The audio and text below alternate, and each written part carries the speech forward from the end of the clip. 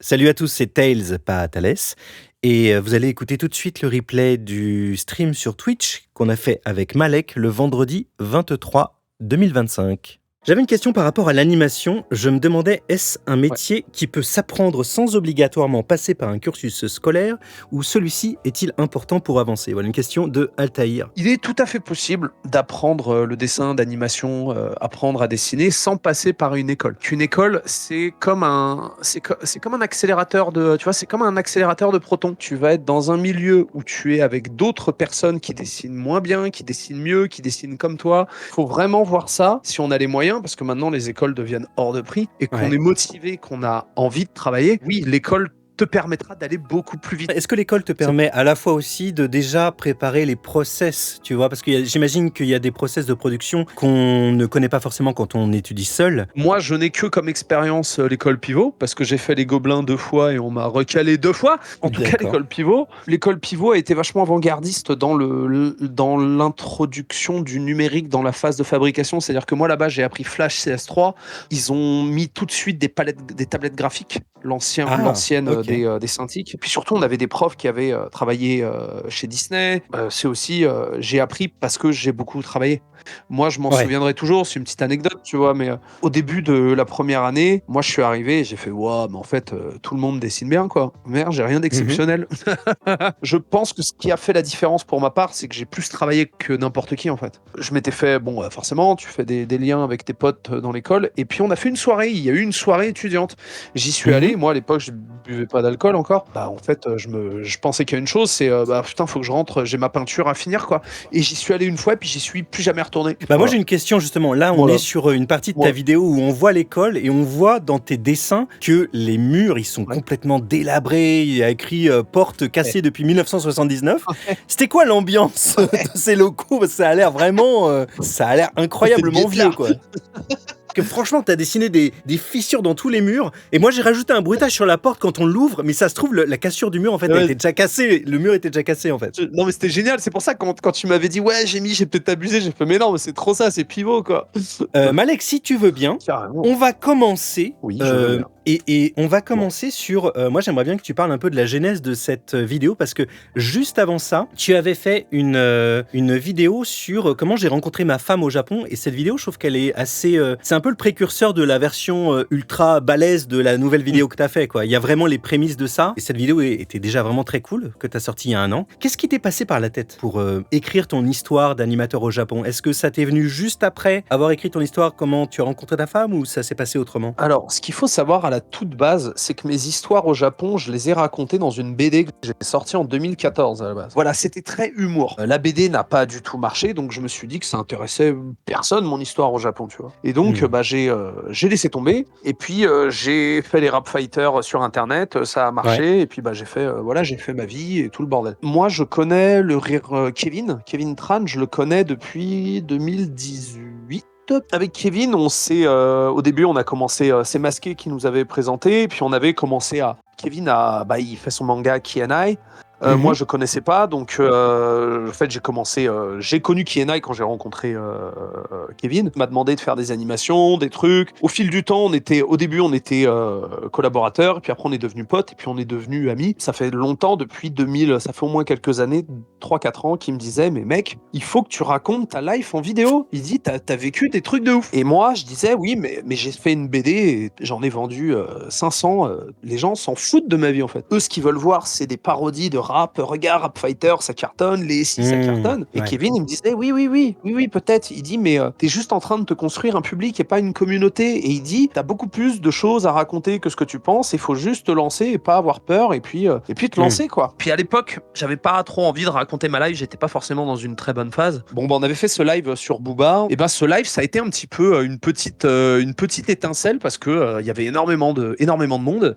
Et surtout, j'ai reçu beaucoup d'amour de gens. Cool. Et Kevin, je me souviens très bien, il m'a dit, t'as vu mec, il m'a dit, les gens, ils te kiffent. Il m'a dit, donc arrête de casser les ronds avec tes rap fighters, tes machins. Il dit, raconte aux gens ta life, les gens veulent savoir. Et du coup, alors, Paris réussi ou pas, hein, mais en Bah merde, si, carrément bah réussi. écoute, bah, on va Ouais. tenter. Oui, oui, Ouais. en vrai, oui, je suis très Franchement, content. là, Je suis c'est très, unanime, hein. à part quelques trous de balles qu'on a fumé sur Insta, mais sinon c'est cool, quoi.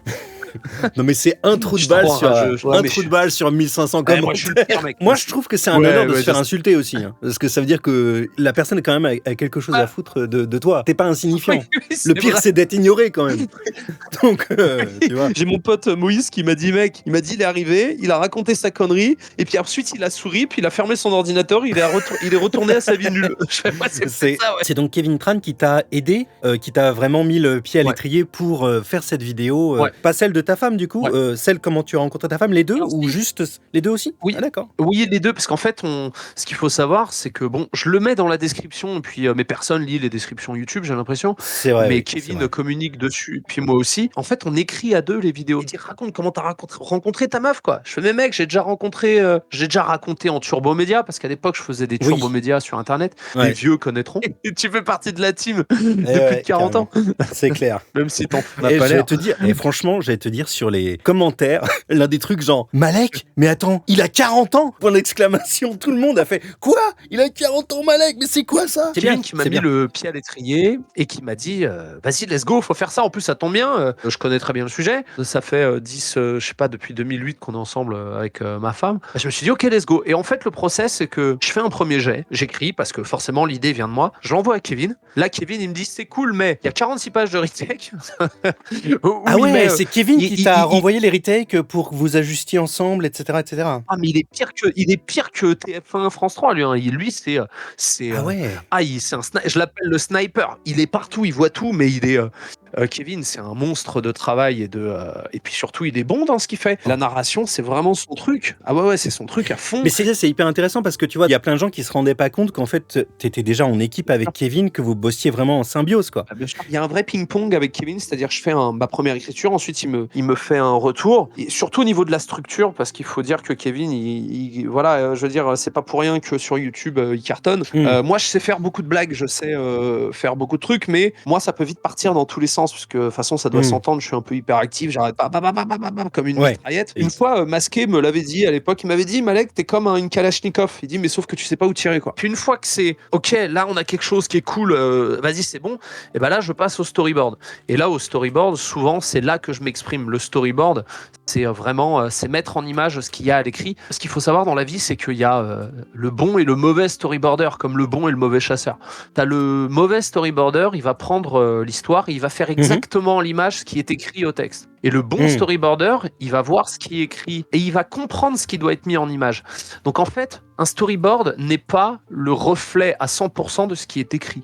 Tu regardes le script, tu regardes mon storyboard, des fois tu dis mais ça a rien à voir. Oui, mais parce qu'en fait, arrivé au storyboard, je crée encore, je change des choses, tu vois. Donc c'est-à-dire qu'on a ce ping-pong à l'écriture 5-6 fois, mais arrivé au storyboard, je suis capable de changer énormément de choses parce que là, voilà, c'est là que je mets... Et puis des fois, on se rend compte qu'il y a des trucs qui marchent pas et qu'à l'image, on a d'autres idées et tout. Et puis bah après, let's go, hein, le clean, l'animation, la couleur, bon, il n'y a pas trop de couleur, le noir et blanc, le compositing, tout ça, je fais tout seul. En plus, c'est assez besogneux comme taf parce que t'as tellement de dessins à faire. Pour y arriver, pour le terminer, c'est un travail de titan, quoi. J'en ai longtemps voulu aux gens de pas comprendre que l'animation, c'était aussi long. Avec le temps, je me suis assagi, puis surtout, j'ai compris que, mais en fait, les gens ne savent pas. Je peux pas en vouloir à quelqu'un qui sait pas, tu vois. C'est aussi une des raisons pourquoi, même si les gens sont pas super bien payés dans ce métier, c'est si cher à produire parce que t'as tellement de dessins et c'est tellement long à faire que ça te coûte beaucoup d'argent à fabriquer. Même quand Alors, comme au Japon, France, ils sont pas super bien payés, quoi.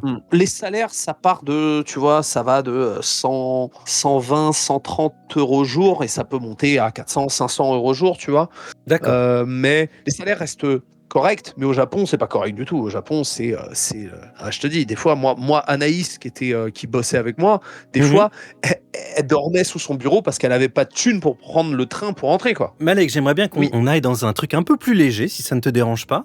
Et donc, je voulais savoir, quelle est la part de vrai, quelle est la part de romance, parce que c'est vrai qu'il y a plusieurs versions de l'histoire. À la fin, on a le fin mot de l'histoire, évidemment. Mais justement, dans quelle mesure, si tu peux nous raconter quelques anecdotes, c'est ta vraie vie ou c'est totalement un personnage inventé, cette histoire de rencontre avec ta femme? pour ceux qui ont vu la vidéo, c'est un peu un Rashomon. Il y a 3 versions. Il y a la version et ma version et la version de la meuf qui était là. Et ben, ce qu'il faut savoir, c'est que la version de la meuf qui raconte ce qui s'est passé, à part le fait, ce qui est faux, c'est qu'on a fait la fête avec des salaryman. Ça, c'est faux. Il y avait pas de salaryman. Par contre, ce qui est complètement vrai, c'est que ma meuf, elle a mis out l'autre meuf qui était sur moi. Ouais, elle l'a complètement fait boire. Elle l'a complètement enfermé dans les toilettes. Ça, c'est une vérité absolue. La Corée, Ah on oui. sent chaud. Faut se méfier. Ouais, ça, Alors, c'est complètement vrai. moi, j'ai quelque chose pour toi. Écoute, Oh, mince. je crois que malheureusement, tu ne dis pas toute la vérité. Trouver la porte des toilettes. Et j'ai Hitomi avec moi qui a un petit message à te faire passer. On l'écoute tout de suite. Salut Malek, c'est moi, Hitomi. Tu te souviens? On s'est rencontrés au Gaspanic le jour où tu as rencontré ta femme. Je voulais te dire, tu l'as pas dit dans ta vidéo, mais en fait, toi et moi, on a passé 3 minutes fantastiques aux toilettes. Je m'en souviendrai toute ma vie, c'était vraiment magique. Et depuis, je dois dire que je suis l'heureuse maman de 2 jumeaux, 2 petits garçons maintenant de 12 ans, qui ressemblent beaucoup à leur papa. Ils ont pris de toi d'ailleurs ton talent pour le dessin. Donc, je les ai envoyés directement travailler chez Toei Animation. D'ailleurs, ils font pas mal d'intervalles pour Dragon Ball Super. Peut-être que tu as vu, donc en tant que papa, tu dois être très fier, j'imagine. Donc, appelle-moi quand même, parce que ça fait longtemps qu'on s'est pas vu, et puis ils se demandent quand même à quoi ressemble papa.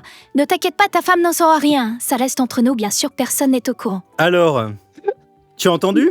Mec, je suis mort. Après, j'ai bien entendu, ouais. Donc, tu nous avais pas dit toute la vérité. Je croyais qu'on avait bien fermé la porte des toilettes pourtant, mince. Oui. En tout cas, c'était 3 minutes magiques, apparemment. Ah putain. Ah ouais, attends, 3... Bon. Non mais tu sais pourquoi c'est faux? C'est Oui, complètement vas-y. faux, parce que 3 minutes, c'est déjà trop long. Ah, C'est tout. très Donc, bien, tout ça est très faux, bien renvoyé. évidemment. Oui. Alors, Ah, du putain, coup, t'es con. oui, j'en ai Je d'autres, pleure. hein, j'en ai d'autres des comme ça, t'inquiète. De rire. Alors, donc pour en revenir à ta vidéo sur putain. être animateur au Japon, Ouais. je pense qu'il y a plein de gens qui, de toutes les générations, qui ont rêvé de bosser au Japon. Comme toi d'ailleurs, dans ta vidéo, on voit que t'es passionné au départ dans ton école d'anime et quand t'as la chance d'y aller, tu fonces. Je pense que pour les gens qui connaissent pas un petit peu ce métier de l'anime en France, quand t'as commencé sur Totally Spies, comment ça s'est passé? Quel a été vraiment le déclencheur pour partir au Japon? Il y a quelqu'un tout à l'heure qui parlait de Mind Game, qui disait est-ce que Mind Game, même en 2025, c'est encore un truc de ouf à regarder? Est-ce que ça vaut encore le coup? En quoi c'est encore d'actualité et que c'est complètement fou? Est-ce que tu peux nous parler de Mind Game, qui a été pour toi un déclencheur, et ensuite de ta démarche un peu mentale de partir au Japon, sachant que, j'imagine, dès le début, tu savais que ça allait quand même pas être facile, quoi. Moi, je dis toujours qu'il y a 2 choses qu'il faut voir dans l'anime japonaise. Il y a Mind Game et il y a Fooly Cooly. Pour moi, c'est des choses charnières, c'est-à-dire ça a vraiment créé un tournant parce qu'ils sont arrivés avec quelque chose de nouveau. Alors, ce qu'il faut savoir, Mind Game, c'est que c'est l'adaptation d'un manga qui existe à la base. C'est pas une histoire originale. Il a adapté un manga, mais en fait, à l'époque, ça a bousculé des codes. Ça, dans le dessin d'animation, dans le milieu, ça a époustouflé tout le monde parce qu'il est arrivé avec quelque chose de complètement anticonformiste, avec un trait qui tremblote, avec le mélange de la vidéo, l'histoire, elle est complètement tarée. Il y a une espèce de... Franchement, c'est un peu sans queue ni tête, quoi. C'est un délire visuel et narratif. C'est hallucinant. Il faut le voir, c'est tellement ouf. D'ailleurs, dans mon dessin animé de fin d'études, j'ai complètement repompé plein de scènes du film, mais sans vergogne. Ouais. Oh là Ouais. là, j'aurais dû Bon, aller en pôle pour ça. Quand même, c'était un hommage, c'était pas non plus, t'étais encore étudiant, donc ça va. Non, c'était un vol. Là, sur la vidéo, on voit deux jumelles qui te poussent vers un animateur mystérieux recroquevillé sur lui-même. Et je me souviens que lors des enregistrements, quand tu es venu au studio pour enregistrer avec moi, tu me disais que c'était un peu la synthèse de plein d'animateurs en même temps français qui avaient vécu au Japon. Est-ce que tu peux nous en dire plus? Oui, bien sûr. Alors, les 2 jumelles, il faut savoir qu'elles existent, vraiment. C'est Béné et j'ai oublié le nom de sa sœur. Et c'est vraiment elles qui m'ont présenté, ça c'est la vérité, elles m'ont présenté Eddie. Eddie, qui était directeur d'anime sur les Totally Spies au studio d'animation français où je travaillais. Et ils me l'ont présenté, il était derrière un grand bureau, et je m'en souviens très bien, il avait plein de feuilles de papier, puis il était là en train de checker des trucs. Et il m'a fait « Ah, salut, ça va ?» Et ce mec, il sourit tout le temps, moi je l'aime beaucoup. Et il m'avait dit « Ah ouais, tu vas aller au Japon ?» Il dit « Bah viens !» Il dit « Viens au Japon !» Il dit « Passe !» Il dit « Viens voir !» Il dit « Là-bas, il y a des studios, il y a plein de monde. » Il dit « Viens !» Il dit « Moi, je travaille dans un studio d'animation japonais. » Et j'ai dit ok. Du coup, j'ai été en fait, j'ai menti, monsieur le juge. J'ai été une première fois au Japon tout seul. J'ai été une première fois une semaine, justement, pour tâter le terrain, voir le pays, quoi. Touriste, ouais, pour tâter le terrain. J'ai été chez Eddie qui m'a présenté le studio d'animation où j'ai fait mon... Tout le monde a demandé c'était quoi ce studio? C'était quoi? Faudrait que tu nous en parles aussi après, le nom de ce studio, bien sûr. et tout ça. Oui, bien sûr. Donc Eddie, voilà, qui m'a présenté dans le studio dans lequel il travaillait. Ça s'appelait Satellite, le studio d'animation. C'est là-bas qu'il faisait Macross. Ouais, très connu, ouais. Voilà, et c'est là-bas que j'ai rencontré Thomas Romain, qui lui travaillait chez Satellite. Il y avait il y avait quelques Français qui bossaient chez Satellite. Satellite était ouvert. Parce qu'il faut savoir qu'à l'époque, en 2007, le Japon et l'étranger, c'était pas aussi ouvert que maintenant. Ouais. Et c'était juste incroyable qu'il y ait un studio d'animation japonais qui soit ouvert aux étrangers, enfin ouvert, qui soit OP, pourquoi pas, tu vois, aux étrangers. Ouais. Et donc, je les ai rencontrés. J'ai dit, ouais, putain, génial, le Japon, ça me plaît, trop cool. D'ailleurs, j'ai une anecdote, je m'en souviens encore. J'avais été à Harajuku, l'endroit où il y a plein de magasins, plein de jeunes, plein de trucs. Et à l'époque, j'avais un gros appareil photo réflexe. C'était la première fois que je voyais des écolières en vrai, comme dans les mangas, moi. Tu vois. Ah, donc toi, t'as joué le pervers et t'as fait des photos? Non, bah non, alors je suis pervers, mais je veux pas aller en tôle. Donc j'ai non, mais été je veux voir, dire, pas sous leur jupe, hein, devant, on est d'accord. Ah non, mon Dieu, des photos honnêtes, des photos honnêtes, pas des photos de chicane, quoi. Non, pas des photos, au secours. Non, du coup, j'ai été voir les écolières et je m'en souviens, j'ai dit, je peux vous prendre en photo? Et bon, regardez, ils ont fait non, et puis elles se sont barrées, elles ont dû me prendre pour un vieux. Aïe. Et du coup, j'ai plus jamais demandé à personne de prendre en photo, j'ai pris en cachette, tu vois, voilà, c'est terminé, merci. D'accord. J'ai pris quelques photos dans des poulicula quand j'étais au Japon en 2007 aussi. Mais bon, moi j'étais accompagné d'une femme, donc ça allait. Je pouvais pas trop me faire passer pour un pervers, il y avait une meuf à côté de moi, ça allait. Voilà. Donc je suis rentré en France et ensuite, de fil en aiguille, en gros, j'ai réussi à avoir un stage chez Satellite au début, en fait. Ça a commencé par un petit stage. C'était pas un poste. Et donc, j'ai réussi j'y suis retourné quelques mois après. Et là-bas, j'ai fait un stage et j'ai fait des cercles. Bah alors justement, il y a Loutatou qui te demande combien de temps as-tu dû faire tous ces cercles? Qu'est-ce que ça t'a apporté concrètement? Et quelle a été ta relation avec tes employeurs au Japon?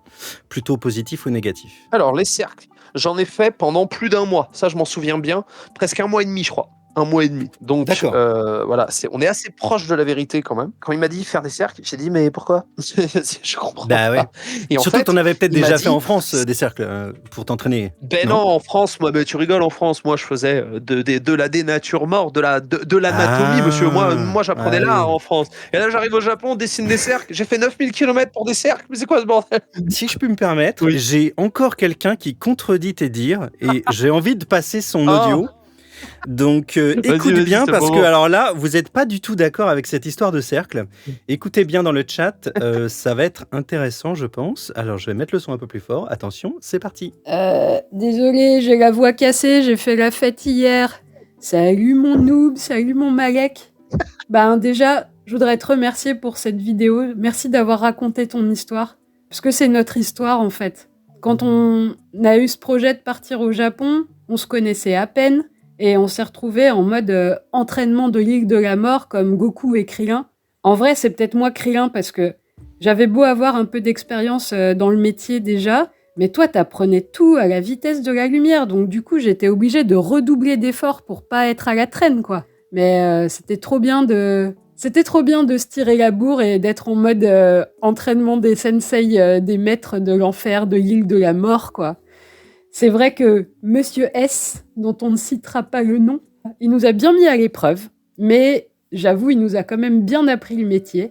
Et en vrai, il nous a fait dessiner bien pire que des cercles. Parce que maintenant, le monde doit savoir, c'était pas des cercles, c'était des Doraemon. Et c'était hyper dur à dessiner sans trembler. Bah voilà, je voulais encore te remercier pour tous les moments qu'on a passés, tout cet écosystème du studio qui était complètement ouf, avec les animateurs qui dormaient sous les tables, ceux qui faisaient des plans d'animes de hentai pour arrondir les fins de mois, ceux qui nous laissaient des dessins sur la table pour se marrer quand on n'était pas là. Et puis toutes les fêtes qu'on a fait ensemble. J'avais tellement pas envie d'aller dans ce club qui avait l'air trop pourri, le Gaspanic de Roppongi. Mais en fait, on a passé les best soirées là-bas. C'était complètement débile, c'était trop bien. Eh ben, encore merci, mon petit Malek. T'es mon Nakama pour toujours. Des bisous. Et voilà, c'est touchant, non?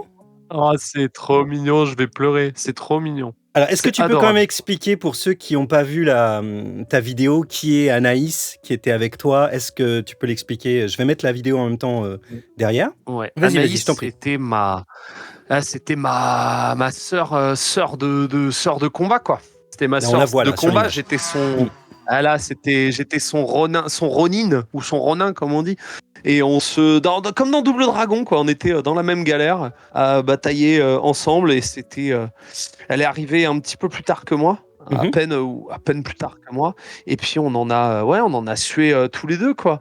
On en a sué tous les deux, et puis on s'entraidait, on se motivait. Et tu vois, je me rappelle même pas les Doraemon. Je Ouais. serais incapable de te dire si c'était de la vanne ou pas. Pour moi, j'ai fait des cercles. Parce qu'elle avait l'air de dire que c'était des Doraemon. C'est vrai il est très rond quand même, le personnage de Doraemon. Il est très rond, mais ouais. je suis incapable de te dire. Pour moi, tu vois, c'est pour ça que la mémoire, tu vois, et Ouais. pour moi, c'est des cercles. Je te jure, j'ai D'accord. aucun souvenir de Doraemon. Mon cerveau l'a complètement zappé.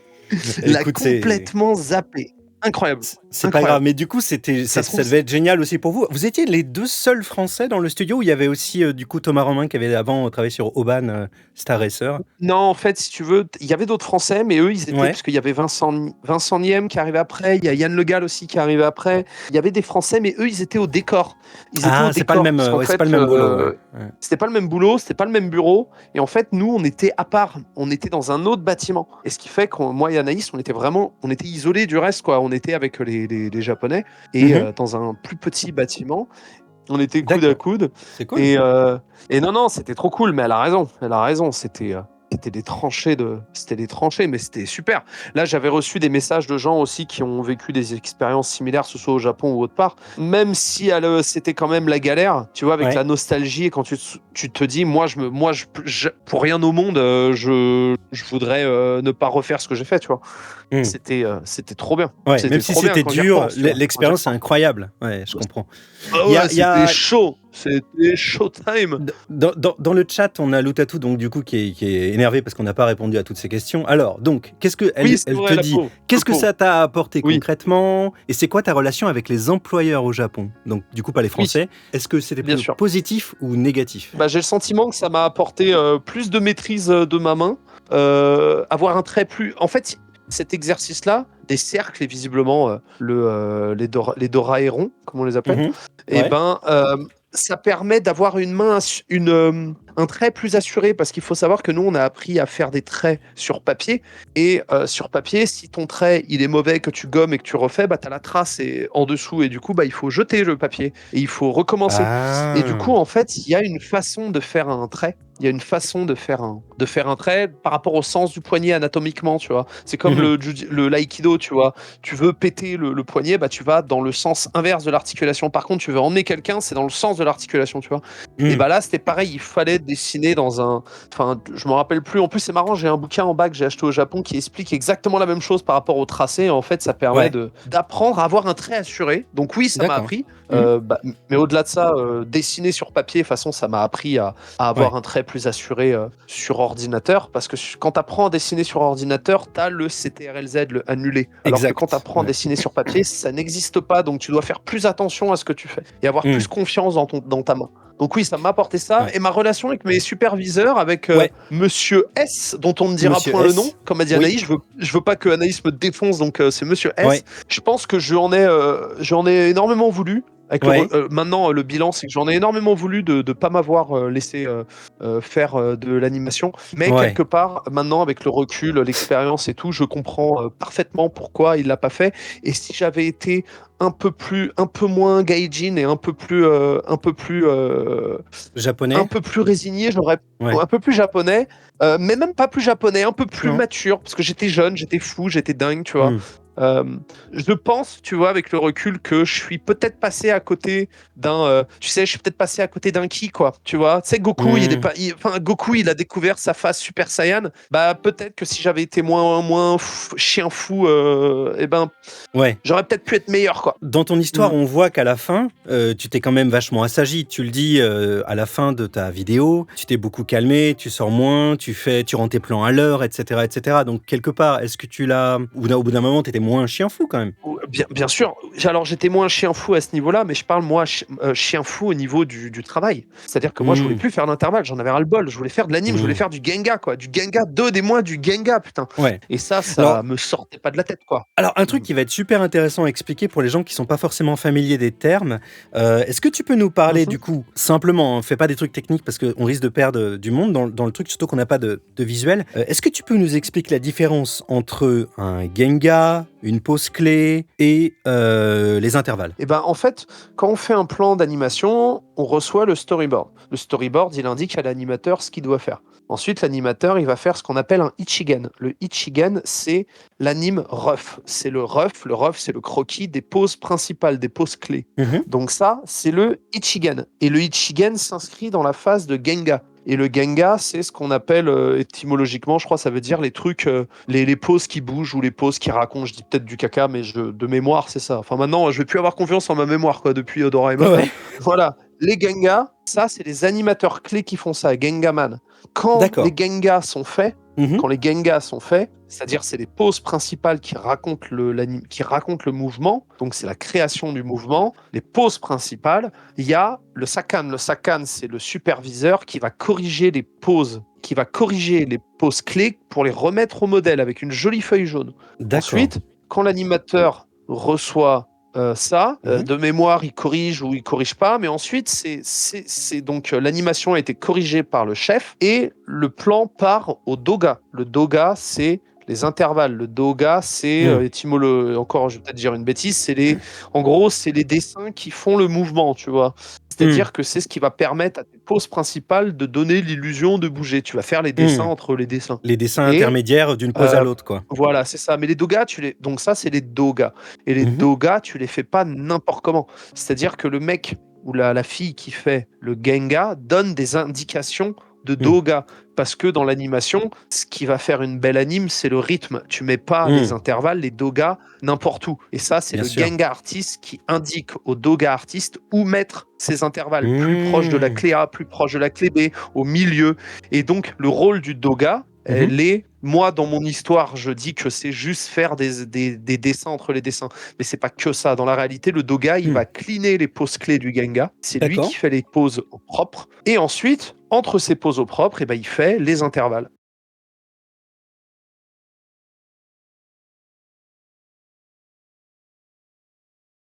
Les gens qui font les Gengas, j'imagine qu'ils doivent faire quand même des dessins et des poses assez détaillées pour que ce soit expressif. Toi, en tant qu'intervalliste, quand tu fais que de l'intervalle du coup, comment vous arrivez à réellement bien suivre et être conforme au modèle? C'est vrai qu'il y a une diversité énorme de styles. Chaque artiste a son propre style personnel. C'est pas forcément évident de se conformer à un modèle qui est pas du tout ton style, qui est un truc qui n'a rien à voir peut-être même avec ta culture. Et on a vu justement des intervalles dégueulasses. C'est pour ça qu'il y avait la vanne tout à l'heure de Dragon Ball Super, parce qu'il y a des intervalles cultes de Dragon Ball Super qui sont dégueulasses. À quel niveau, toi, par exemple, ton style a été suffisamment malléable pour s'adapter à un style qui n'est pas du tout le tien? Et bah, c'est tout bête, hein, c'est à force de faire, refaire, refaire, refaire.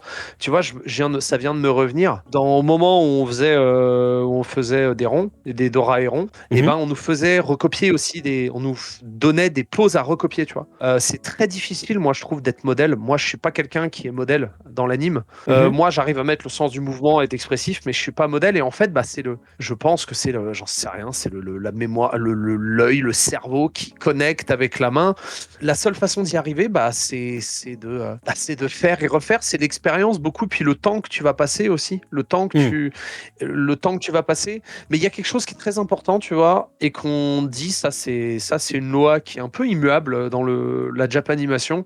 On dit que la qualité d'animation d'un épisode est très relative. Ouais, elle est très en fonction de la qualité du chef animateur, le Sakkan. D'accord. Parce que ce qu'il faut savoir, quand il y a un épisode qui est fait, quand il y a un épisode de 21 minutes qui est fait, t'as pas 2-3 animateurs, t'as peut-être des fois 10-15 animateurs qui vont faire les plans. Et chaque animateur a son style. Chaque animateur dessine d'une façon, tu vois. Et en fait, c'est le Sakkan, le chef anime, qui remet les poses clés au modèle. D'accord, c'est lui qui repasse après, d'accord. Voilà, quand tu me demandes comment on fait, et ben en fait, il faut demander au Sakkan comment est-ce qu'il fait, lui, pour remettre au modèle. Et ben souvent, le Sakkan, il est casté parce que c'est un excellent dessinateur, c'est un excellent animateur. Toi, tu pourrais dire clairement que t'as pas un très bon souvenir de ce monsieur S qui a été ton superviseur, là, qu'on voit à l'écran. Hein. Non, c'est pas un très bon souvenir, c'est pas un bon souvenir. J'ai le souvenir de quelqu'un qui était extrêmement investi, qui était appliqué dans son travail et qui avait à cœur de transmettre quelque chose qui, pour lui, était la bonne chose à transmettre, en fait. D'accord. Pour lui, c'était comme ça qu'il fallait qu'on fasse. Et il pensait...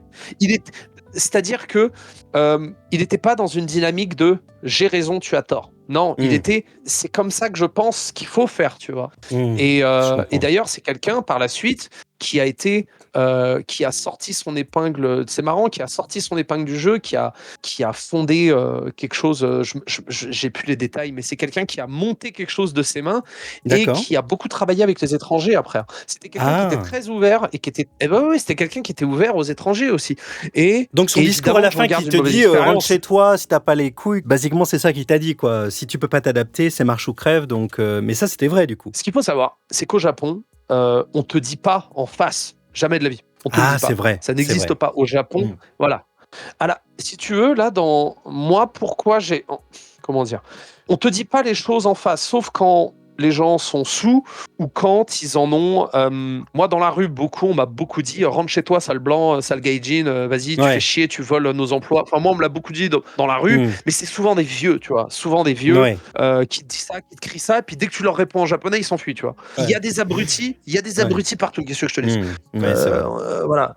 C'est vrai qu'au Japon, voilà, le Japon est un pays insulaire, le Japon est un pays qui a été ouvert très, très, très tard aux étrangers. Il y a une forme de racisme, mais qui est... c'est pas une forme de racisme agressive ou de forme... C'est plus...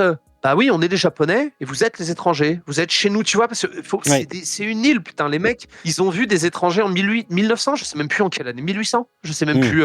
Les colons, enfin bref, je suis pas du tout calé en histoire, mais j'ai vu Shogun comme tout le monde, tu vois. Mais tu sais, moi, ça me rappelle une amie qui bossait depuis 10 ans au Japon et au bout de 10 ans, les gens lui disaient toujours « Mais quand est-ce que tu rentres chez toi ?» Ici, c'est pas chez toi, c'est le Japon, c'est chez nous. Bien sûr. Pourquoi tu veux rester là? Elle dit, mais moi, j'ai ma vie ici, ça fait 10 ans que je suis là et tout. Mais c'est compliqué. C'est pas agressif, encore une fois. Tu vois, moi, quand j'étais... moi, j'ai fait de la boxe professionnelle, donc j'ai été dans un club pendant une dizaine d'années au Japon, mais on m'appelait l'étranger, le gaijin. Mais c'était pas péjoratif, c'était... Bah ouais, un gaijin, mec, t'es blanc. Voilà, t'es un gaijin. Et c'était pas grave, c'était ma famille, tu vois. Et pour eux aussi, moi, je faisais partie de leur famille, tu vois. Mais, en fait... Le pauvre monsieur S à la fin qui me dit ces horreurs dans mon... C'est un cauchemar d'ailleurs, c'est un cauchemar.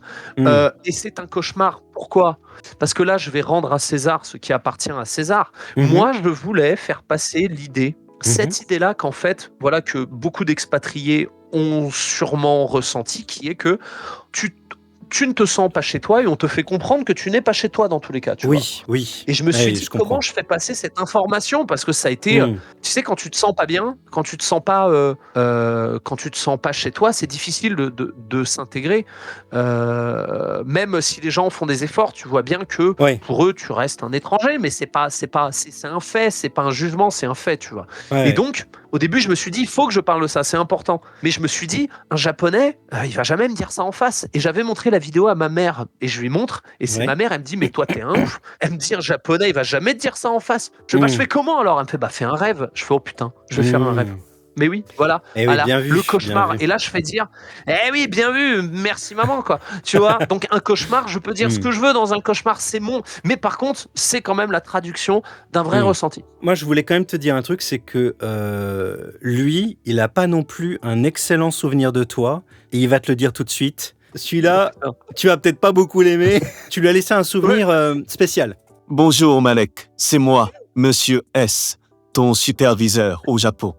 Je voulais te dire, c'est un peu embarrassant, mais il me semble que tu as oublié ta collection de yaoi à ton bureau. Je souhaitais te dire que je ne sais pas quoi en faire et, dans le respect de la tradition japonaise, je ne me vois pas les envoyer à la benne pour le recyclage. Je pense qu'ils sont à toi, et si ces yaoi sont importants dans ta vie, je pense qu'il est temps que tu viennes les chercher. En tout cas, j'ai une certaine réputation au bureau depuis ce temps, puisque la propriété de ces mangas m'ont été malheureusement attribuées, et bien à mes dépens, bien sûr. Donc je t'attends rapidement au Japon, afin que tu puisses enfin laver mon honneur. Je croyais les avoir tous ramenés, mince. Tu vois, j'en ai Eh oublié. ben oui. Eh oui. Rentre la tête. Eh oui. Sacré monsieur S. Mais On les d'ailleurs, retrouve, c'est hein. très rigolo. Ouais. Tu sais que... Oui, mais tu sais que par contre, ça, vraie anecdote. Mhm. Avant de partir au Japon, j'avais dessiné une petite BD que j'ai retrouvée. Une petite Ouais. BD sur papier qui était une BD hentai, yaoi, tout ce que tu veux, avec Luffy, Naruto, Sasuke, Sangoku, et puis ça part dans un izakaya et tout le monde boit beaucoup. Ah, Voilà. d'accord. Et je n'en dirai pas plus, mais j'ai 6 pages hentai avec les héros favoris de mon enfance. Tu vois, tout est vrai, j'ai juste oublié la moitié de mes bouquins. Non, mais honnêtement, je pense qu'il y a quand même beaucoup de gens qui ont un talent pour le dessin, qui aiment bien faire ce genre de truc et pas forcément le crier sur tous les toits. Au moins pour le fun. Je pense que c'est un truc qui doit être assez commun entre animateurs. Mais on le fait toujours. Le nombre de post-it que j'ai vu, de post-it cochons sur les Total Spies, sur Wakfu, sur tout ce que tu veux, mais t'en as. Ah oui. Bon, après, je pense que maintenant, Mais c'est normal. ça peut être perçu de manière aussi un petit peu. Comment dirais-je? Tu vois, ça fait un peu la culture bro aussi qui est pas non plus toujours très saine au sein d'un studio, tu vois. D'avoir que des nanas de tes persos en petite tenue aux alentours du studio. Moi, je connais des meufs qui font des dessins encore plus dégueulasses que les mecs. Hein. Alors D'accord. là. Écoute, est-ce que tu as son Alors numéro? Là, ah ouais, je sors ne mon dirai portable. pas de nom, hein. Je ne dirai pas de nom parce que je veux pas me faire embrouiller, mais moi j'ai vu des dessins. J'ai dit attends, mais c'est toi qui as fait ça. Mais c'est horrible. Je vais me cacher. Ah ouais. Ah d'accord. Ah ouais, ouais, Est-ce non. est-ce que par hasard elle aurait parlé dans ce Twitch? Mais non.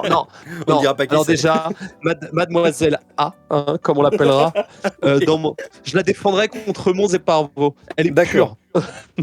Oui. Elle est pure. Honnêtement, je pense que Anaïs, c'est l'une des Françaises les plus adorables que j'ai jamais rencontrées. Elle est d'une gentillesse. Elle est trop. Elle est trop bien. Quoi. Elle est adorable. On lui avait fait un petit cadeau avec ma copine de l'époque. On lui avait fait une petite carte pour son anniversaire. C'était son anniversaire. Elle s'y attendait pas. Elle était toute émue et tout. Alors que bon, nous, c'était une carte à 3 € quoi. On avait écrit un message, mais tu vois, on lui offrait pas un Mais c'est PC, l'intention, quoi. Tu vois. Ouais. Non, mais elle était très émue, donc elle est adorable. Il y a eu combien de versions d'ailleurs de ce script avant qu'il soit vraiment mis en prod? Ouais, un mois. On a été un mois sur l'écriture. Est-ce que c'est venu après le fait que tu le scindes en 2 parties, ou est-ce que c'était dès le début prévu en 2 parties, cette histoire? Alors, là, c'est pareil. À la base, ça devait faire 6 minutes. Hein. Ah oui, tu t'es lâché. Hein, déjà, à la base, ça devait faire 6 minutes. Et puis, de fil en aiguille, bah tiens, si on mettait ça, si on mettait ça, bim, boum, boum, boum, boum, boum, boum, boum. Et à un moment donné, on fait, attends, on va cutter là avec un cliffhanger de ouf. Ouais. Et je fais, bah ouais, let's go. Putain, bro, ça fait 14 minutes. Il me fait, let's go. Ah non, ça devait durer 6 minutes. C'est ça le problème. Et tu vois, quand là, je le dis direct, partie 2, partie 3, quoi. Hein, donc, je sais pas, je suis pas certain que la partie 2 sera aussi longue que la partie 1, mais je veux plus faire de vidéos de 14 minutes. C'est trop long, c'est trop épuisant. Oh là là, qu'est-ce que c'est long. Moi, ça m'a épuisé. À un moment donné, je voulais plus sortir la vidéo. Ouais, je me souviens que nous, à la fin, quand on a enregistré, parce qu'en fait, du coup, c'est une partie du making-of, mais Malek, il est venu chez moi pour enregistrer. ses voix, etc.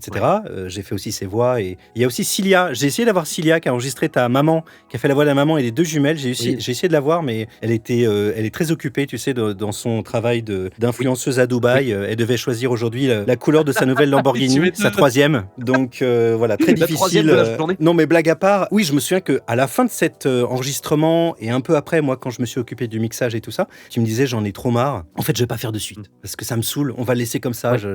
Voilà. Mais finalement, est-ce que avec toute la vague d'amour que tu as reçue d'un coup là, est-ce que t'es chaud pour faire la suite ou t'es encore en train de poser la question Partie 2, partie 3, c'est parti.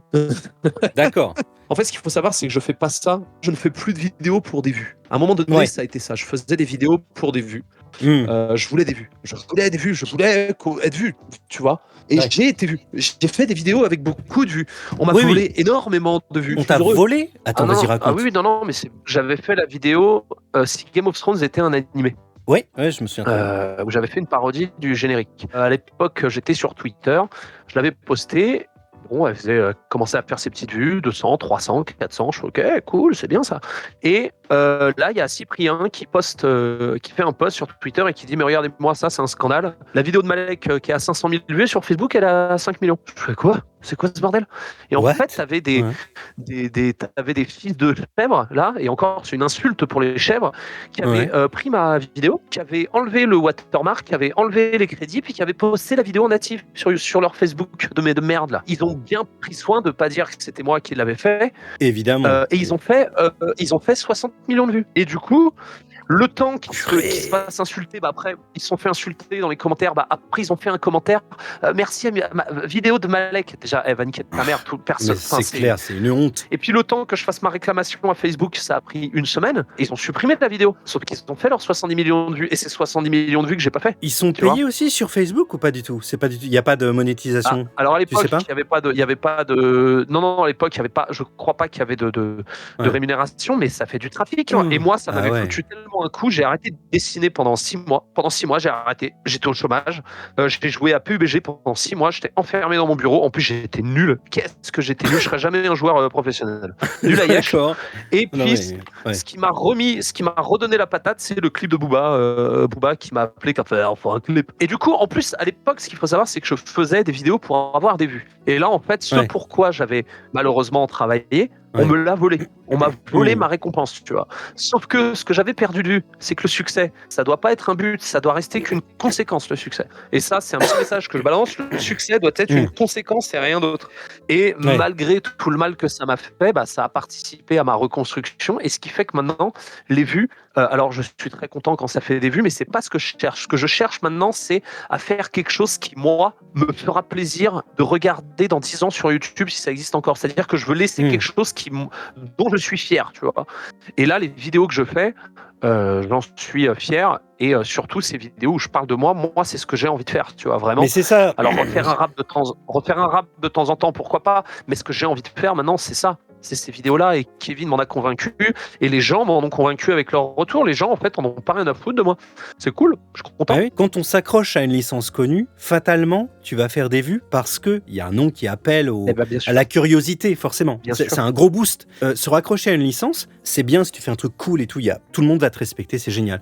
Mais je pense que c'est encore plus gratifiant quand tu fais un truc qui sort de toi, complètement, ton histoire, ta mise en scène, tes personnages, et qui vraiment, te raconte ta vie. Les gens, là, tu sais, qui viennent te voir, toi, pour ton histoire, pour ce que t'es toi, et viennent pas voir, ils viennent pas voir Son Goku qui rappe. Non, mais en fait, j'essaye de faire les choses honnêtement, tu vois, de les faire avec sincérité. Et si ça touche les gens, tant mieux. Mais si ça les touche pas, à un moment donné, tu vois, si ça les touche, tant mieux. C'est que j'ai réussi à transmettre quelque chose, tu vois. Il y a des gens qui parlent du barman. Donc, avant que tu répondes, je vais un peu remettre le contexte. Donc, dans l'histoire, tu vas dans un bar, certainement le plus dégueulasse de tout Tokyo, qui s'appelle le Gaspanic. Pas forcément dégueulasse, mais apparemment, c'est l'un des trucs les plus crades de Roppongi, qui est déjà un quartier qui est pas ouf. Donc, il y a Lutato qui te demande est-ce qu'il a réellement existé le barman à qui tu te confiais. Il y a aussi Justine, il vit toujours là-bas, le barman. Il se pose la question, il est toujours barman, le barman. Alors, avant qu'on parle de ça, si tu veux bien, moi, j'ai eu le barman par téléphone qui a un petit message pour toi. Et ensuite, Ah, yes. J'ai tout prévu. Et ensuite, tu pourras répondre à tes questions. Ah, c'est un message qui appelle à une question, hein, de toute façon. Salut Malek, c'est moi, ton pote du Gaspanic, ça va? Eh mais dis-moi, elle est géniale ton animation. Et j'ai bien aimé les petits détails que t'as fait dans le fond, là, avec les japonaises qui s'emballent, c'était assez marrant. Ben justement, moi j'avais une petite question pour toi. C'est quoi ton pire souvenir du Gaspanic? Le truc le plus faux que t'aies vu là-bas? Parce que franchement, il s'en passe des choses. Allez, à plus Malek, ciao.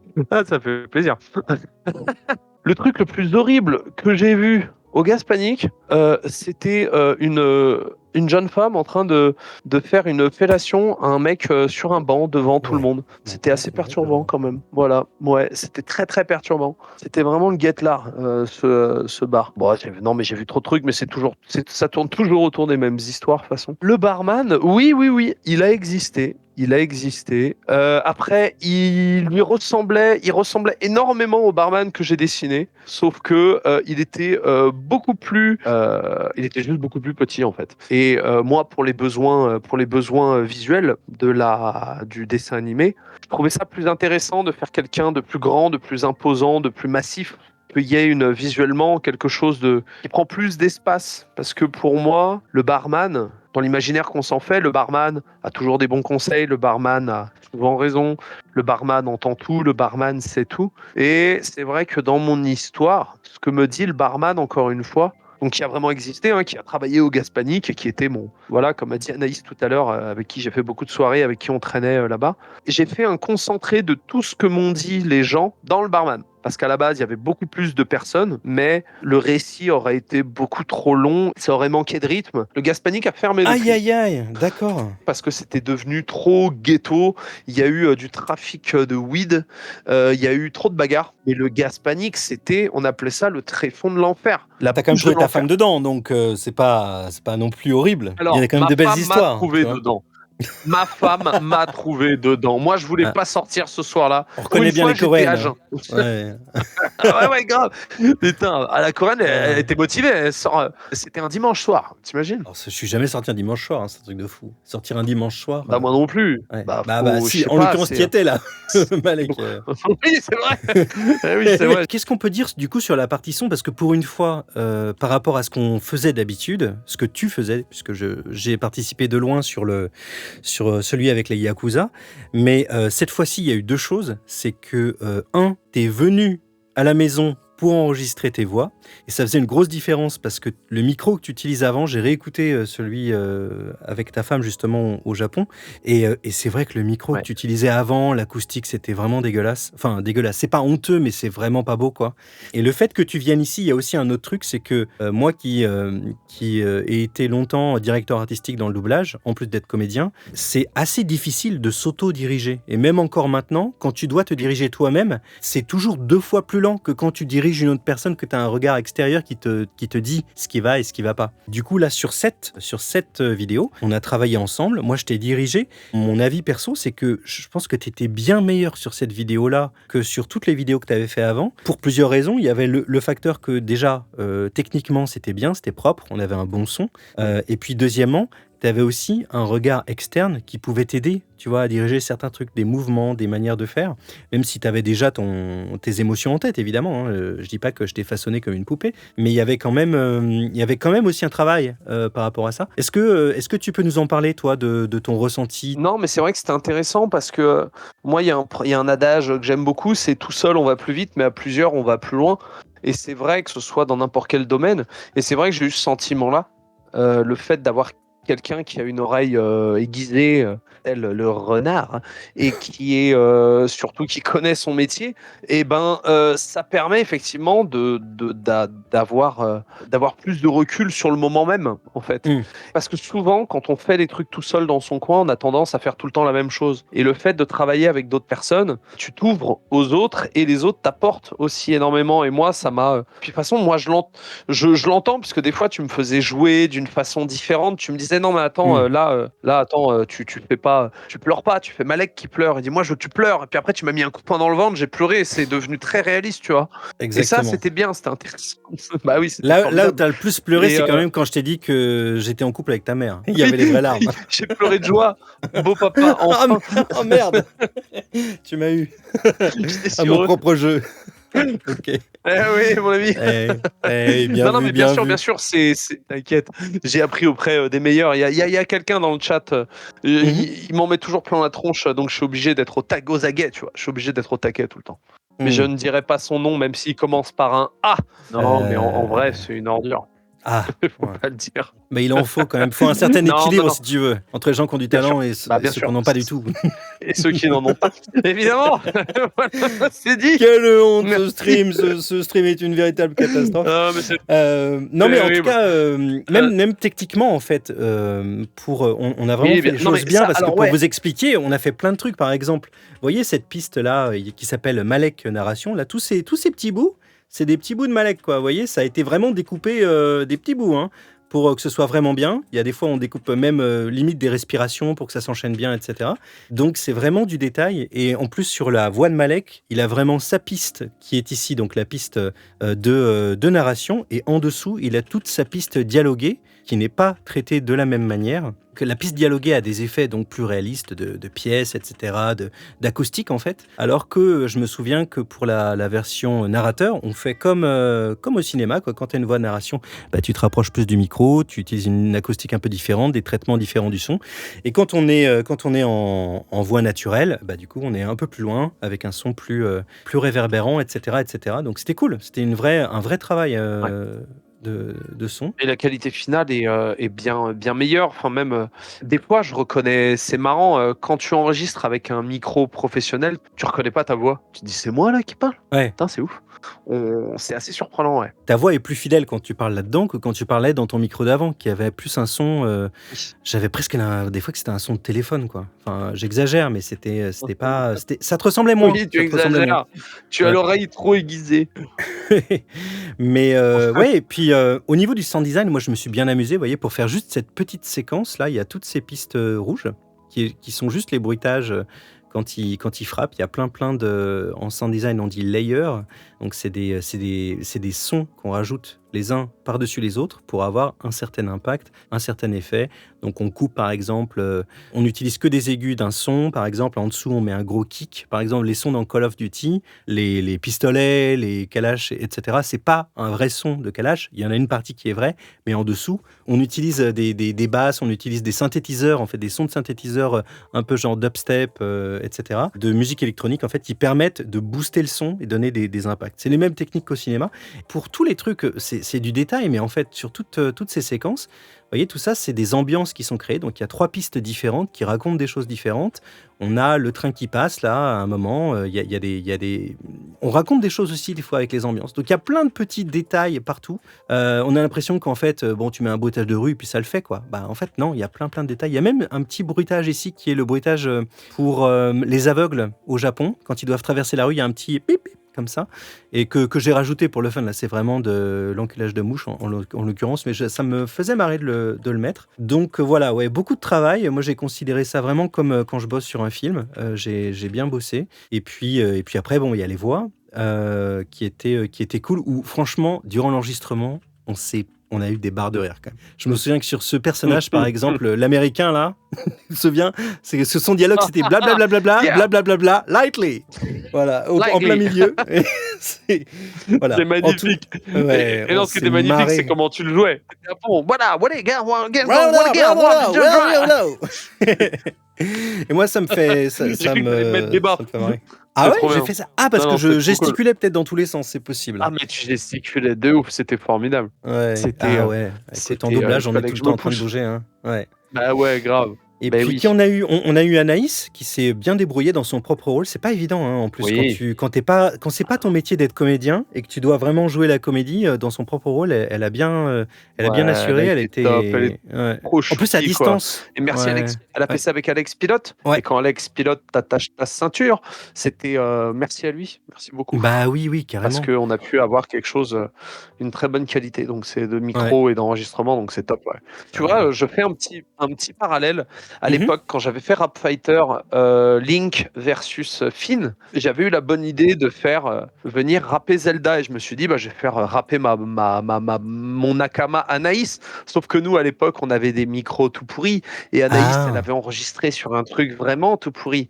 Et ah je m'en oui. souviens, les gens dans les commentaires, ils disaient putain, génial le rap, mais On waouh, comprend Zelda l'a rien. enregistré dans ses toilettes, quoi. Non, non, la qualité Ah. était en 2015, c'était le ghetto, c'était une autre époque, tu vois, il n'y avait pas d'électricité, c'était l'enfer, quoi. Pour reparler des voix aussi, on a eu une amie comédienne, donc Cilia, qui était venue pour la première fois. On jouait au théâtre ensemble et puis je l'ai fait venir pour enregistrer la voix de ta maman et des deux sœurs là. Et c'était assez intéressant parce qu'elle avait jamais rien fait en voix, donc elle n'était pas du tout, habituée à ça. Et je trouve qu'elle s'est bien débrouillée. On s'est bien amusé. Ouais, grave. Elle est Et super cool. Elle est trop ouais. marrante. En plus, avec Elle est à fond. plus elle bosse et plus elle s'améliore. C'est quelqu'un qui s'améliore très vite en plus, qui comprend bien le truc. Bon, c'est déjà une bonne comédienne de théâtre, mais c'est pas forcément le parallèle entre le théâtre et la voix, c'est pas toujours évident. D'autant que les voix Ouais. sont plus ou moins audiogéniques. Il y a des gens qui sont vraiment, qui ont des voix vraiment, des timbres de voix vraiment pas très adaptés au micro. Et c'est pas des fois, voilà, ça marche pas quoi. On essaye, mais ça marche pas. Donc là, en l'occurrence, c'était une bonne surprise, c'était cool. Et puis voilà, très tonique. Moi, je m'attendais pas à avoir autant de réactions positives, vraiment. Cette vidéo a été beaucoup trop longue à faire et je pense que je n'en pouvais plus. Moi, quand elle sort, je suis au bout du rouleau, j'en peux plus, moi, de cette vidéo. J'ai un ami, je lui disais, mais j'en peux plus, je veux pas la sortir, cette vidéo. J'étais aveuglé un petit peu par ça parce que j'étais très fatigué et j'avais plus aucun recul, c'était impossible. Moi, la vidéo, je vois énormément de problèmes, des trucs qui me rendent ouf quand je les écoute, mais Ah ouais. personne les voit. Mais c'est normal parce que moi, je connais la vidéo, j'entends la moindre frame qui me dérange, je la vois, le moindre bruit qui me dérange, je le vois. Mais à un moment donné, il faut Quoi? savoir Le lâcher moindre prise. bruit qui te dérange? Tu Ouais, veux à un mourir? moment donné, Viens t'as qu'on laissé un- s'explique. Ouais, mec, t'as laissé le bruit on a laissé le bruit d'un vélo qui passe alors que j'ai enlevé le vélo, mec. Ça me rend ouf. Mais pourquoi tu me l'as pas dit? Je Il te est fou! jure. Mais parce que fallait bien que Mais ça non, sorte mais à un moment donné. non, mais attends, En plus. Malek, tu ne comprends pas. Il est mais- derrière la caméra. Il est derrière la caméra, le vélo. Ouais, c'est ça, mes couilles. C'est Ouais. du off. Ouais, c'est Et ça. oui, Sauf qu'il passe l'excuse, bien il est en devant, quoi. surround. Ah. Écoute, je suis désolé, je mixe en 5.1, le son il est derrière la tête. Qu'est-ce que tu veux que je te dise? Oui, mais c'est pour la projection à Cannes, ouais, je comprends. c'est vrai. Exactement, voilà. Voilà. Bah Si oui. tu veux, je te Ah, fais une ouais, version excuse-moi. rien que pour toi My sans bad. vélo. Ah, génial, je la veux. Je t'aurai la version je vais effacer collector. ma vidéo et je vais la réuploader. Non, mais version réupload. Ah, quelqu'un dit très bien, le caméraman est sur le vélo. Exactement, c'est ça, exactement. La caméra est sur le vélo. Quoique le plan bouge pas, donc Ah, c'est quand même ça un peu me chelou. rassure. Hein. Ouais, mais si, ça me va. Ça me va. C'est mon cerveau l'accepte. Ouais. Ça me va. Exactement. Non, mais du coup, très surpris, dans le bon sens, vraiment très surpris. Je pensais que j'allais me faire annihiler totalement quand j'ai dit que j'avais utilisé Suno pour faire des musiques. Mais en fait, Ah oui. les gens s'en fichent. Les gens s'en fichent. Tout le monde te demande où t'as trouvé la musique parce qu'ils ont pas capté que c'est de l'IA la musique, donc je sais pas. Bah, alors, mais bon, on s'en Ce fout. qu'il faut savoir, c'est que T'es pas Disney non plus, la hein. totalité. Non, oui, déjà, de 1, et puis de 2, ce qu'il faut savoir, c'est que j'ai utilisé 3 choses pour la musique. Il y a 2 musiques libres de droit que j'ai utilisées, que j'ai citées, que j'avais mis dans la première vidéo.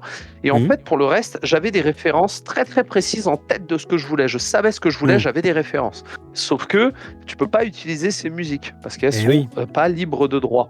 Exactement. Moi, je fais du piano, je chante, ma femme chante, on fait de la musique, je connais des compositeurs, je connais des gens, sauf que à un moment donné, le temps manque, l'argent manque. Mais et oui. il est hors de question que je déteste sous-payer les gens. C'est quelque chose, et moi, cette solution de Suno, bon, évidemment, je paye, mais très peu, c'est pas cher. Suno, c'est 10 balles par mois. Suno me permet d'avoir quelque chose. D'avoir quelque chose fait sur mesure, c'est moi qui le façonne. Alors, je vais dire, par exemple, quand il y a la musique que tout le monde me demande, je pense que, honnêtement, j'ai dû faire 50 versions avant d'avoir celle qui me plaisait. Et surtout, ce qui est très intéressant, j'ai pas appuyé sur un bouton et tiens, je veux une musique pour quand j'arrive au Japon. Non, avec ma femme, on a écrit des paroles en japonais, qui racontent mon histoire de moi qui suis arrivé au Japon pour vivre ma vie, pour vivre mes rêves. Et ensuite, je l'ai intégré dans Suno et en fait, les paroles qui sont chantées, c'est les paroles que j'ai écrites en fait. Et donc, ça raconte quelque chose, c'est pas juste. Et donc, ça, c'était intéressant pour moi parce que là, d'habitude, c'est ma femme qui chante. C'est ma femme qui chante, sauf que là, ma femme m'a dit, moi, j'en ai plein le cul. Elle dit parce que t'es chiant. Et puis surtout, moi, j'ai travaillé avec des beatmakers et puis je sais que des fois les copains ils disent non mais je te fais ça gratos, mais moi je déteste ça. Pour moi tout travail mérite salaire. Mais ce qu'il faut savoir c'est que voilà, YouTube, moi je suis en déficit quand je fais une vidéo. Quand je vous disais tout à l'heure Rick et Morty, elle m'a rapporté 8 000 € la vidéo. Le compositing il m'a coûté 2 000 € et les décors ils m'ont coûté 2 000 €. Moi j'ai dépensé de ma poche 4 000 € pour faire cette vidéo. Tu vois, justement ça tombe très bien parce qu'il y a Anto All-Star sur le chat qui te demande ta vidéo a dû te rapporter beaucoup d'argent, point d'interrogation. La nouvelle, ouais. Alors non, écoute, je vais te dire combien, je suis très transparent, je vais aller sur revenus. Cette vidéo m'a rapporté 679,83 $. Ah bah c'est plus que ce que je pensais, tu vois. Je pensais quand même que ça allait être plus bas et que ça remonterait un petit peu, à partir d'1 million, mais impossible à rentabiliser. C'est absolument pas rentable, sachant que j'ai travaillé du mois d'août jusqu'au mois de janvier, août, septembre, octobre, novembre, décembre, janvier, 6 mois, ça fait 100 € par mois. J'aimerais bien que tu me donnes ton avis en tant que professionnel de l'animation sur des animés. Voilà, tu vas nous expliquer pourquoi c'est bien ou c'est pas bien. Est-ce que tu vois ça? Ah oui, putain. Ouais, je vois. Alors, dis-moi ce que t'en penses. Regarde-moi ça, c'est fantastique. C'est 2014, quand même. C'est 2014. Non, et y a mec, j'allais dire, mais c'est vieux ça, c'est les années 80. Mais non, c'est 2014, je crois. Et regarde la gueule de la scène de fin, tu vas halluciner. Regarde ça. C'est une catastrophe. Il n'y a rien qui bouge. Il y a littéralement rien qui bouge. Ah, dommage, ton truc... ton avatar cache un peu, mais... Attends, est-ce que je peux du coup cacher l'avatar de Malek? Ouais. Avec mon trait goofy-esque. Ouais, mais regarde-moi ça. Même les bruitages sont nuls, quoi. Et il y a vraiment une frame par seconde. C'est une catastrophe. Et j'en ai un autre pour toi après. Rame. Mais ça rame, mais c'est pas le stream. Non, c'est pas le stream. Le truc est littéralement à 1 FPS, quoi. C'est un animé à 1 FPS. Il y a une autre séquence que je voulais te montrer qui est excellente, c'est celle-là que tu dois connaître, non? Je sais pas si tu connais la pire course de voiture des animés, de toute l'histoire des animés. Tu vois ce que c'est ou pas du tout, Malek, ça? Pas du tout. Mais moi, je regarde pas d'animé. Ouais. Donc, alors, écoute, moi, ça fait longtemps que je regarde plus, mais là, il faut que tu vois ça parce qu'il y a des problèmes d'échelle et de physique sur la bagnole. C'est un truc de malade. Donc, regarde, c'est hallucinant. Déjà, les dessins sont hideux. C'est hideux. Regarde ça. Regarde ce dessin en pause, quoi. Et l'échelle. Mais comment ça va pas du tout? Oh là. Ouais, moi, je dessin. Voilà, je crois que c'est à partir de là que ça part en cacahuète totale. Voilà. C'est total. Ouais, tu vas voir. Déjà, regarde ça. T'as vu ça? La gueule de la voiture qui se fait éjecter. Mais c'est hallucinant. C'est une catastrophe. Pourquoi les revenus? Quand tu bosses dans un studio d'anime et qu'il y a des erreurs d'échelle, quoi. Qu'est-ce qui peut se passer? Regarde la gueule du camion qui passe à travers. Regarde l'échelle. Ça c'est du bonheur, quoi. C'est une catastrophe. Je la remets parce que ça, c'est extraordinaire. Ah, c'est une micro-machine. Ah oui, c'est une micro-machine. Non, une micro-machine.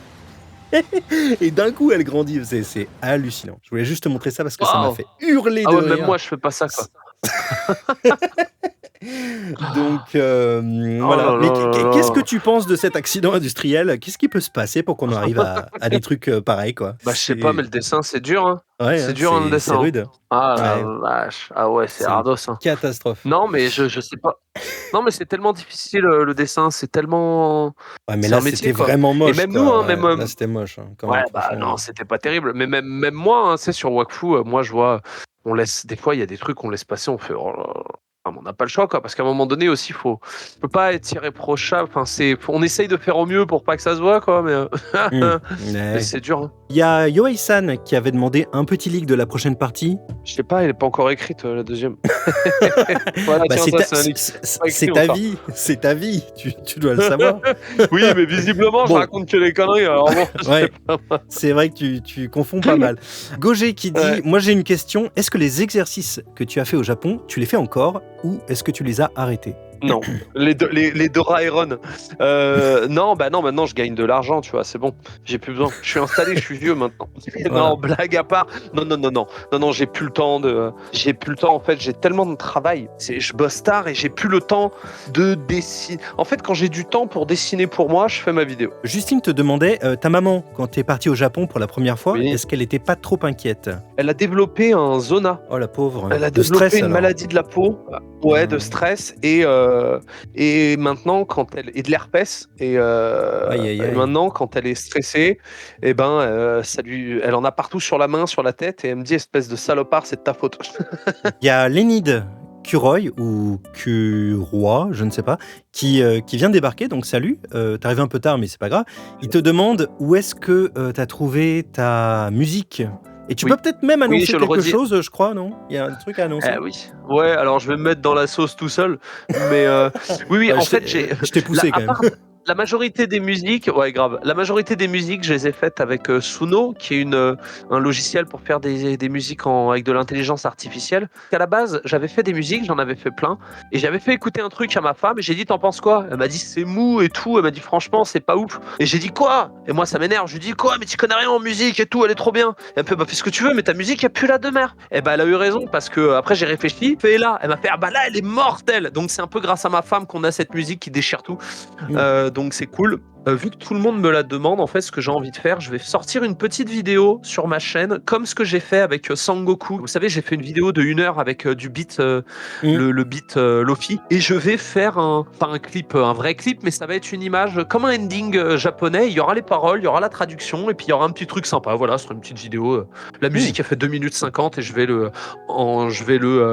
la poster sur YouTube. Il y a Altair qui te demande sur quel logiciel tu bosses pour animer. Alors, je bosse sur plein de logiciels pour animer. D'abord, je fais mon storyboard sur Animate. Ensuite, je fais mon clean, la mise en couleur des personnages et les décors, je fais tout sur Animate. Parfois, je passe par Photoshop pour pour rajouter des détails, rajouter un peu de texture.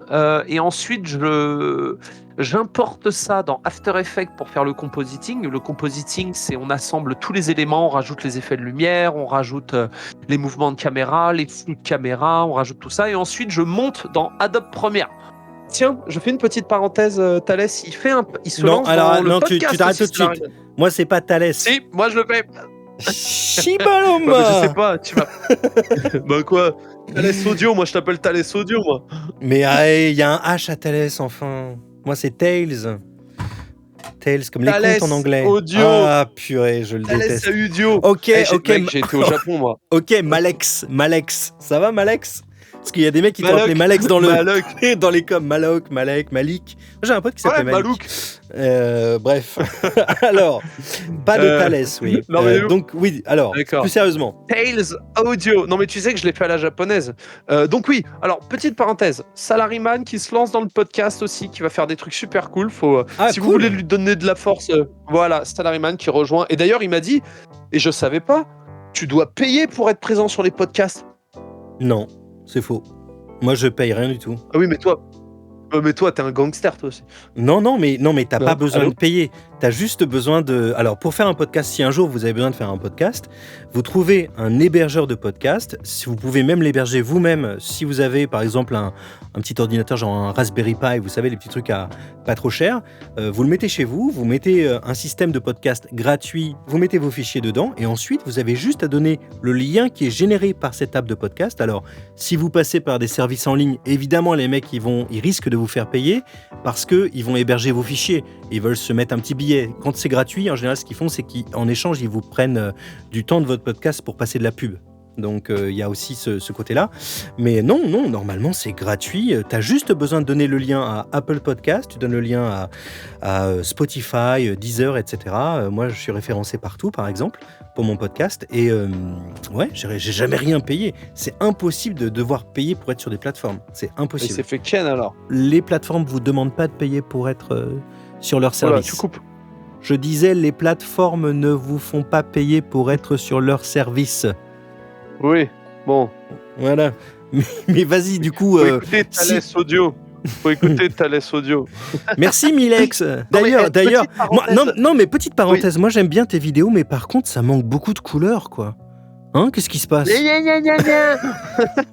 Non, mais je dis ça parce que mais quelqu'un ça- dans le chat l'a dit. Quelqu'un dans le chat.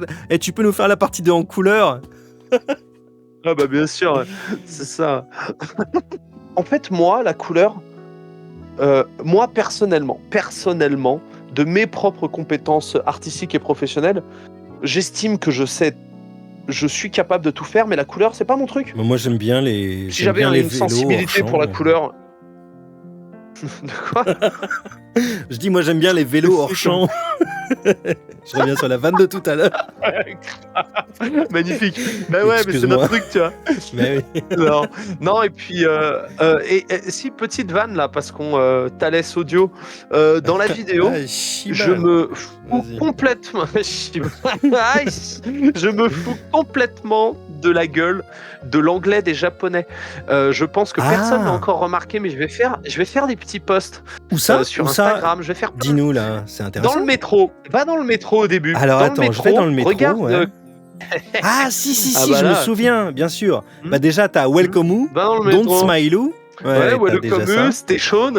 Quand j'arrive après, tiens, Welcome You, Don't Smile You. Bon, il y a aussi les fautes Je suis vraiment d'orthographe un sur le bâtard. passeport. Hein.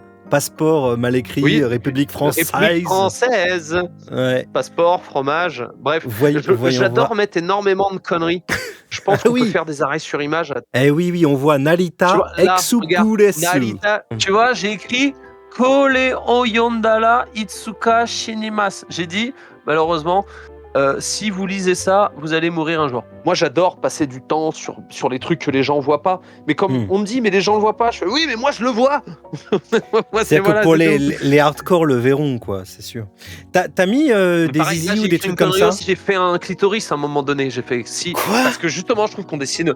Ouais, on dessine pas assez de clitoris. Mais où est-ce qu'il Eh oui, est? on l'oublie souvent, ce pauvre Mais il est à clitoris. quel endroit? Ouais, bah, je te laisserai chercher. Ah, bah ouais. Il y a peut-être Ouais. un clito, hein, je sais pas moi. Ah non, c'est pas vrai. C'est pas vrai. Parce que là, on peut se douter que la fille est en sueur, il y a peut-être un truc.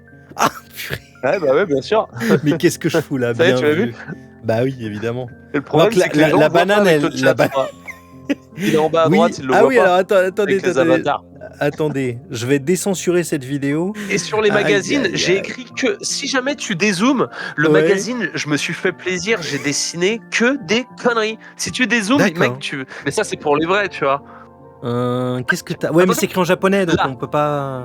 Oui, mais l'image, si tu regardes là, en Ouais. haut à gauche, alors regarde, là je peux te faire une description. Ouais. vas-y. En haut, tu vois, c'est une Ouais. meuf avec des glaces. Et j'ai écrit Oui. Sawa dakedo.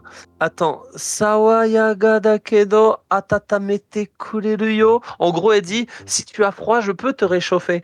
Tu vois, et j'ai écrit au-dessus Ça va. Ice Cream Magazine.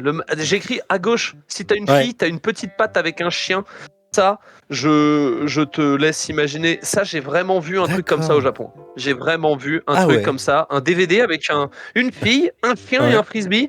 Et j'ai retourné, j'ai fait oh mon dieu, qu'est-ce que c'est que ça? Et j'ai reposé direct. Juste en dessous, Iyarashi, c'est un Ouais. magazine spécial pour les mamies. En D'accord. bas à gauche, là, tu vois, on voit des rides. Ouais. C'est un truc. Oui, je vois Bref, très bien. Ouais.